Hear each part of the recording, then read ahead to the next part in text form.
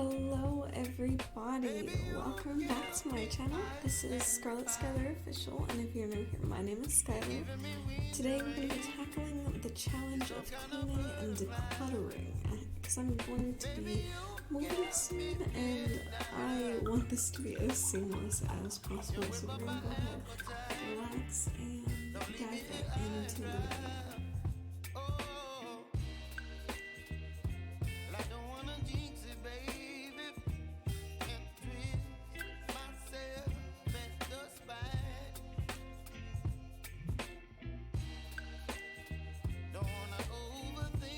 Starting with the heart of the home, which is, in my house, the kitchen, I'm going to go ahead and speed through cleaning these dishes and wiping down the sinks and counters.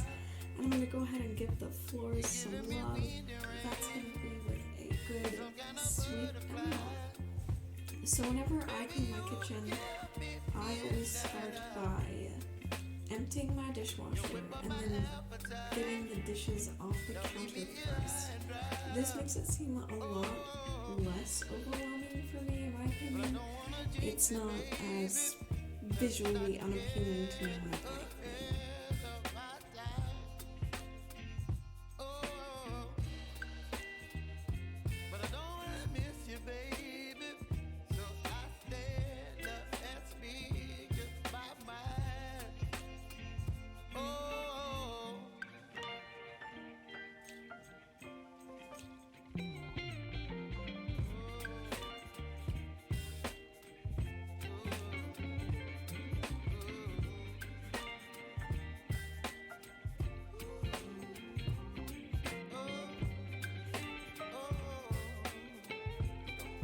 Another useful tip that I have is to create a reward system for yourself. So you promise yourself a reward after completing each cleaning task. So for me, this was my little glass of wine. I would take a little sip, and I would continue going. For you, it could be a snack, a break, or a little 30-minute Netflix session where you get to watch some of your favorite shows and then get back to tackling your cleaning.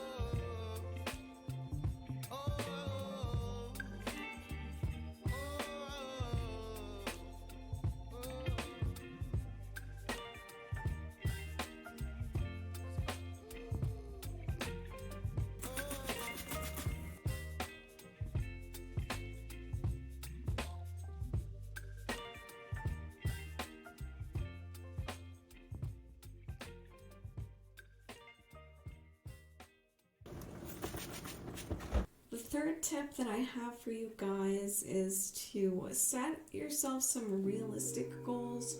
So don't overwhelm yourself, because a lot of people do this with like unrealistic expectations, like they see Instagram or YouTube, if you're finding this on YouTube, and they think that other people's houses are just always clean all the time, and that's just not true. My house isn't clean all the time, but that's something I want to change this year, where I can keep up on cleaning. So what I've done is I've set up a calendar kind of thing, and that's what I unpacked in the beginning of the video, was a little calendar for organizing tasks. And the way that I would do that is I would just write a chore on, let's say Tuesday, I need to take out the trash. It's trash day. I'll give a little bit more details onto how I use this chart in my next video, but that's kind of what I do. It's realistic, and as you can see, I didn't really finish all of the dishes, but I did fill the dishwasher enough for me to know, okay, I have one more load to go. It's not even a load, it's half a load. So I should be able to make my lunch for tonight, and it's not gonna be overwhelming when I come home the next day. So that's kind of what a realistic goal is for me. So I can finish those dishes and then get that trash taken out the next day.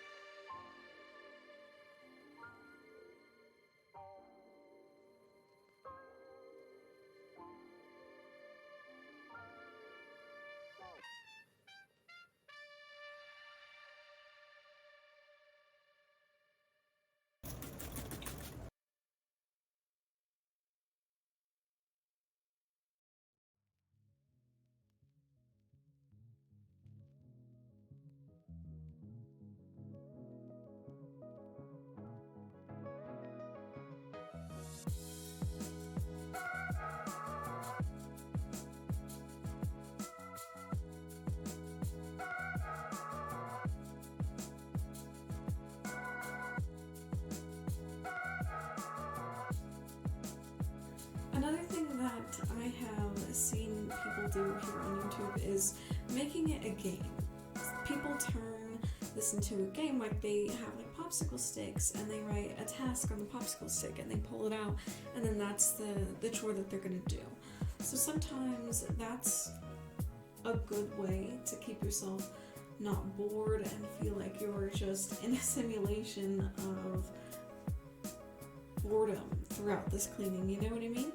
So challenge yourself to beat a clock or create a point system for each task, like 5 points for, let's say, cleaning your fridge. That's what I gotta do next. It adds a fun element, and it's helpful if cleaning for you is sort of mundane and it doesn't stimulate you in the way that you want mentally. So now as we tackle our laundry, a tip I have for you here is to either put on an episode of a show you might be missing, throw in another load of laundry or something like that.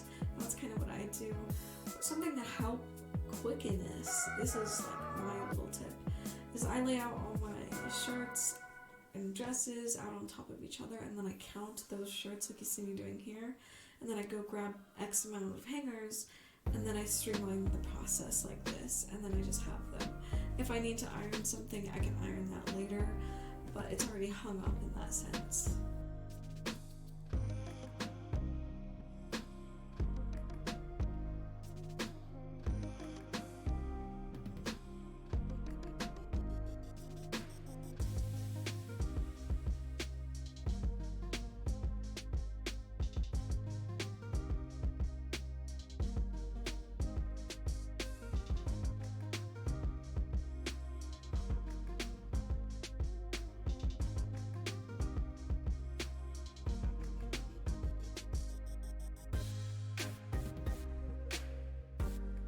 For tip number 5, I'm going to go ahead and say that delegate tasks is my go-to. So if you can, share some of the cleaning responsibilities with like family or roommates or your partner, because teamwork not only lightens the load but also makes it more enjoyable, and it really speeds the process up.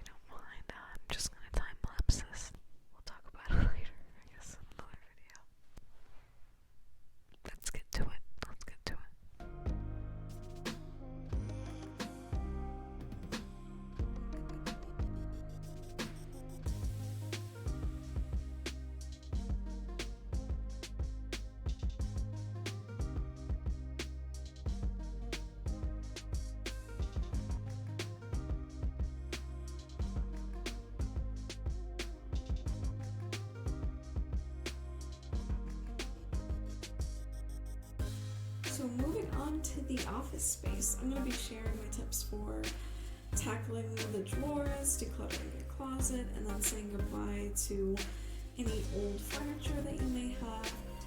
So stick around for those smart packing strategies that I'm trying this time around after my experience of moving quite a lot. Tip number 1 for packing and decluttering is prioritize your essentials. So you're going to start with the essentials in each room. What do you use daily? I would pack those items last and then unpack them first in your new place. So for me, with my makeup drawer, all I'm doing is getting rid of all the old stuff, all the old brushes, putting aside my brushes that I do use so I can clean those later. And so I keep them in the drawer so whenever I move, it's easy to put those in a box, not have to tape that box, and unpacking that at my new home.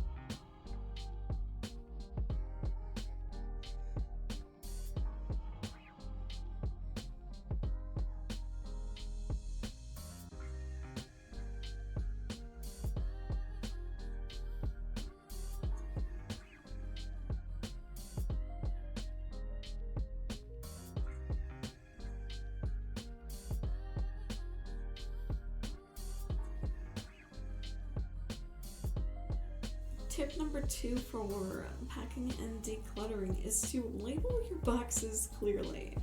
So labeling is key. So you're going to mark your boxes with whatever's inside of them and whatever room they might belong to if you want to do it that way. It's just going to save you a lot of time, okay? It really does. Me, I like to do that very last because then I really know what's going to each room and what isn't, because then I'll have my apartment picked out, all the applications paid for, and I'll really know what I'm working with.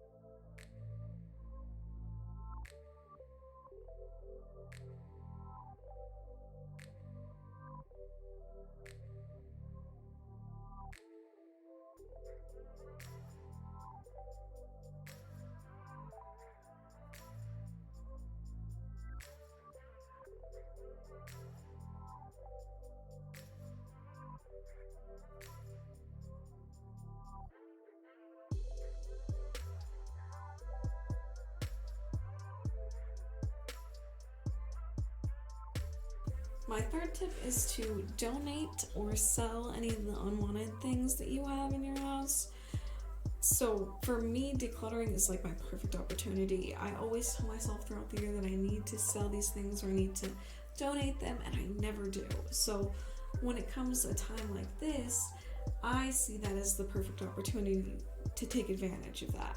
Recently, I have gone through all of my clothes and I've donated like 4 times. Honestly, I have so many clothes, it was unreal. And what you're gonna see when I clean out my bedroom closet is a lot less clothes, but still a lot of clothes. And I would not be believed if I told you that I had like 5 times more than that amount. Okay, so use time wisely when it comes to donating. And for me, it was a process of over 4 weeks. Like each week, I would just take another box or bag of clothes, and that's just kind of how I did it. So I'm on like my last 2 rounds of bags that I need to get rid of, and that is a benefit for me because it'll only take like 2 boxes for me to get all the rest of my clothes in, and it won't be heavy when I have to carry them either. As far as selling goes, I have sold a lot of the stuff that I need to. I sold some of my pictures and stuff like that that I hung up on my wall. I'm getting rid of board games and things like that. So if you have, like, let's say a Bookman's or a Barnes & Noble or anything that just takes whatever you're selling, I definitely suggest that, and then that way you can at least save towards a goal for like getting like a piece of furniture for your new house or things like that. And it makes it fun. It really does, because you're like, oh, I've had this and I didn't know that it's worth this much. Well, so that's a suggestion for you on that.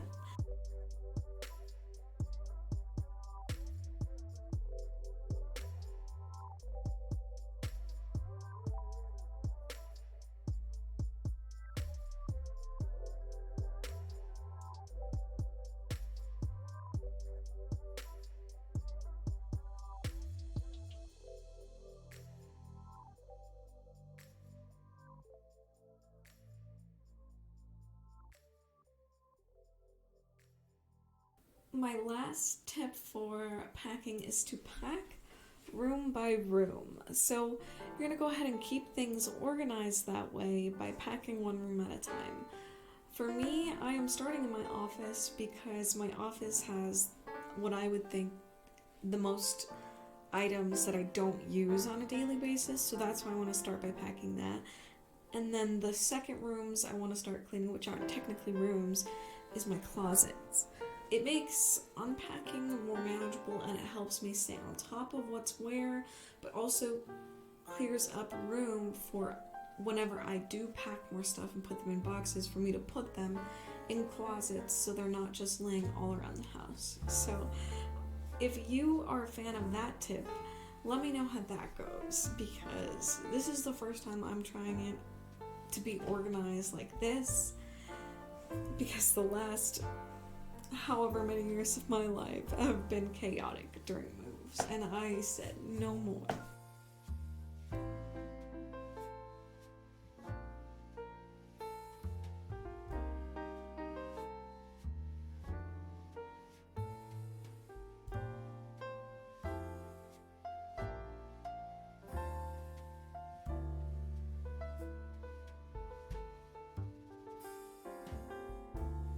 Here is the after for organizing. I have to set up a computer here, get rid of that rag, and these stickers I'm going to save for sticker bombing my comic book stand because it looks a little old, so if I sticker bomb it, maybe it'll look better.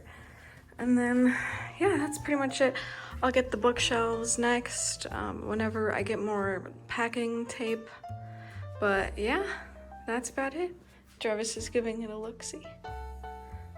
This is the closet after shot after a couple of days of doing laundry.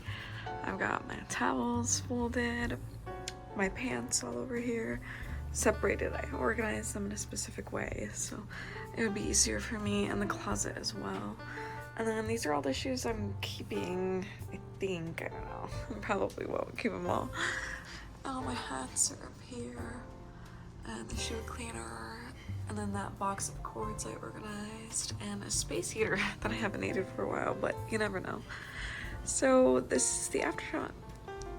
I want to thank everyone one last time for joining me on this journey of mine. If you found inspiration in this declutter / pack video, go ahead and give this video a thumbs up. Don't forget to subscribe for more of this process and to stay up to date with any of my little adventures. Let me know down in the comments your favorite declutter hack or any suggestions that you have for me. Cleaning doesn't have to be overwhelming and your home doesn't have to be picture perfect. in order for it to be perfect for you. And until next time, may your closets stay organized and your days clutter-free. Be safe, don't die, and I will see you all in the next video. Where your sweet man used to lay.